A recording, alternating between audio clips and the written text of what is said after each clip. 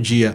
Olá pessoal, começa agora então as notícias do dia. O Lula é o cara que acabou de assinar a indicação do juiz que julgará a cassação do Moro no TRE do Paraná.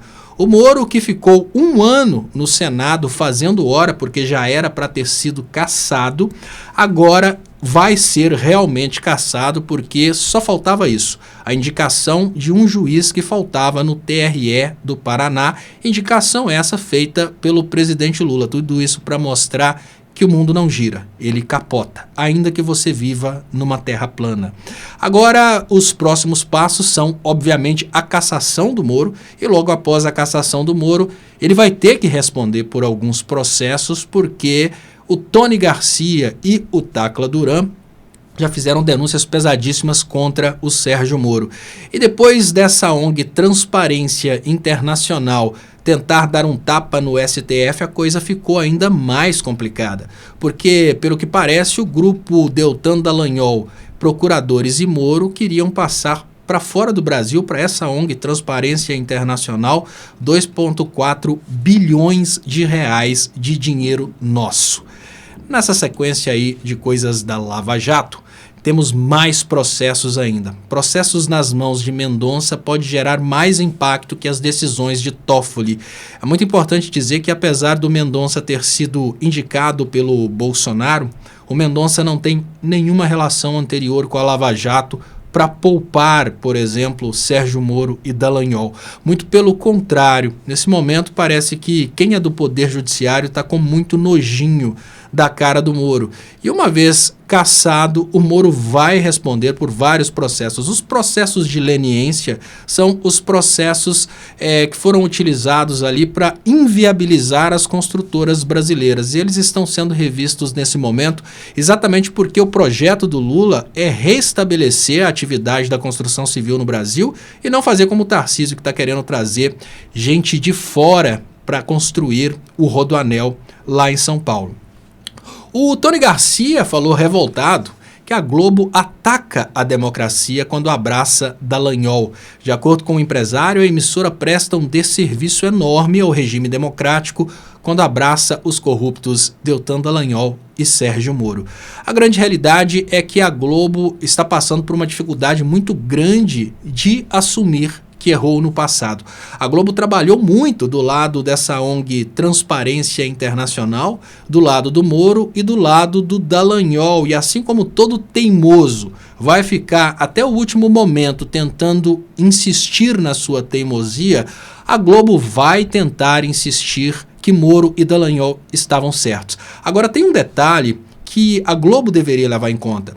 A Operação Spoofing, a popular Vaza Jato, demonstrou de uma forma muito clara os vários crimes cometidos por Moro e Dallagnol durante os processos da Lava Jato. Mostrou as perseguições que eram cometidas e mostrou o interesse de Moro e Dallagnol de destruírem as empresas brasileiras. O detalhe, gente, é que no Brasil, como a prova foi conseguida sem autorização judicial, ou seja, o material da Vaza Jato não pode ser usado para botar Moro e Dallagnol na cadeia, parece que o material da Lava Jato é um material mentiroso, o material da Vaza Jato, da Operação Spoofing. Mas não, o material da Vaza Jato, da Operação Spoofing, demonstra de uma forma muito clara que a Operação Lava Jato foi, durante todo esse tempo, uma organização criminosa. Mas essas provas não podem ser usadas contra eles porque eram exatamente eles que estavam investigando.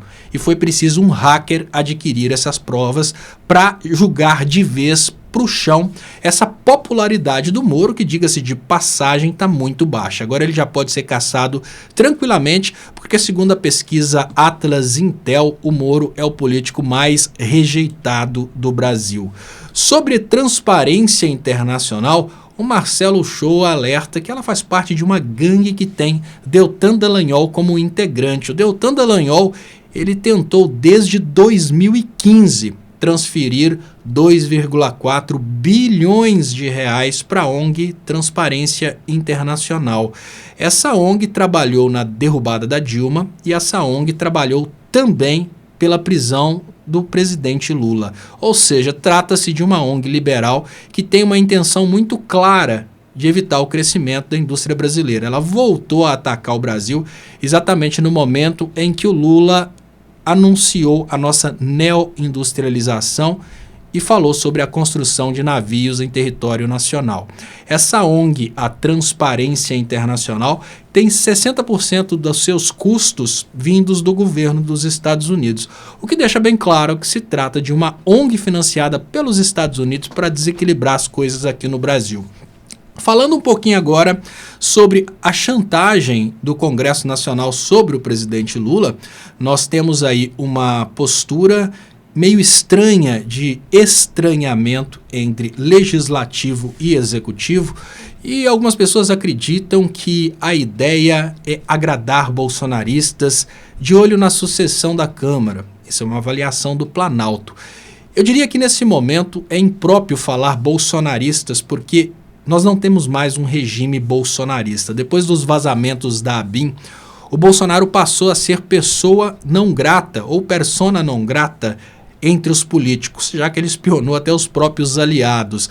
Mas é muito importante atentar para o fato de que o Lula tem sim uma oposição, essa oposição está na política, ela se materializa através de um sentimento contra a redução nas desigualdades sociais, e é esse sentimento que é aproveitado por políticos que ganham os tais votos de direita, votos das pessoas que querem lutar contra a melhoria de vida dos mais pobres.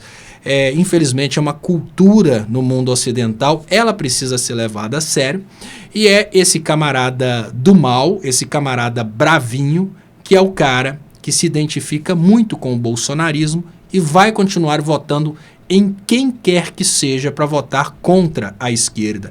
Em falar em cara do mal, vamos falar um pouquinho aqui sobre esse rapaz que apareceu num vídeo xingando o Zanin, fazendo festa num Brasil que remunerava com curtidas e compartilhamentos e popularidade todo tipo de escracho público a autoridades e a personalidades brasileiras. Ele fez um pedido para se retratar, o Zanin está pedindo para que ele se retrate em vídeo. Então vocês já imaginem a vergonha que o rapaz vai passar, né? Ele fez o vídeo xingando o Zanin para mostrar que ele é um menino muito do mal, e agora ele vai ter que fazer uma retratação em vídeo e todos os coleguinhas dele vão ver o vídeo onde ele vai pedir desculpas pro agora ministro Cristiano Zanin. Eu trouxe essa notícia a respeito do casal Hickman, o TJ de São Paulo, dá 72 horas para Ana Hickman e ex-marido quitarem dívida de 800 mil com banco. Isso é uma demonstração, gente, que os tempos estão mudados e o casal Hickman, ele teve um problema muito sério nos últimos tempos, o que mostra que aquelas frases bonitas de na saúde e na doença, na pobreza e na riqueza, às vezes elas não se sustentam. Então, no momento em que o casal está passando por um momento difícil nas questões econômicas, eles romperam o casamento e aí a Ana Hickman, que até então estava do lado do marido em tudo, passou a acusá-lo de vários crimes cometidos durante a existência do casal e que, diga-se de passagem, se realmente foram cometidos em benefício do casal, mas ela passou a acusar só depois da separação. Mas o motivo de eu chamar a atenção para Ana Hickman e o ex-marido nessa briga judicial é que tem uma pessoa que não tem nada a ver com a briga dos dois, que é o filho, que fica no meio dessa briga, e é uma covardia muito grande da mãe tirar do filho o direito de conviver com o pai, assim como é uma covardia muito grande do pai querer tirar da mãe o direito de conviver com o filho, ou o filho o direito de conviver com a mãe. A Ana Hickman, ela se valeu dos poderes da Lei Maria da Penha para afastar o filho do marido, e para fazer ele até desistir da guarda compartilhada. Afinal de contas, de acordo com a lei brasileira, se o pai insistir demais na guarda compartilhada, ele vai até preso por denunciação caluniosa. De todas as formas, é muito importante dizer que, num conflito entre pai e mãe, protejam a criança. Não isolem os filhos por causa de uma briga entre pais. Isso é muito importante. Tomara que dê tudo certo para Ana Hickman e para o ex-marido. O Elson Baby Beef falou comigo que ele torce para que eles se reconciliem. Eu também torço para que eles se reconciliem. Não por causa dela nem por causa dele, mas por causa do filho. Mas de qualquer forma, se não der certo a reconciliação, se não conseguirem os 800 mil reais para pagarem o banco, que não rompam esse contato do filho com a mãe e com o pai, porque é uma coisa muito importante. Agora, falando sobre liberdade de expressão, a União Europeia pode sancionar Tucker Carlson por entrevistar Putin. Olha só, pela primeira vez na história, nós teremos o Ocidente escutando a versão da Rússia a respeito da guerra. E isso, obviamente, causa um desespero muito grande, em especial nas fábricas de guerra, que estão ganhando muito dinheiro. Vocês já pararam para pensar quanto as fábricas de armas nos Estados Unidos ganham com a manutenção dessa guerra que mata russos e ucranianos? É muita grana, né, gente? Então, nesse momento, provavelmente o Tucker deve trazer para o Ocidente um pedido de paz do presidente Putin, que é visto por muitas pessoas como um sanguinário que só quer guerra, e, obviamente, um pedido de paz do Tucker é como se fosse o pedido de paz do John Lennon.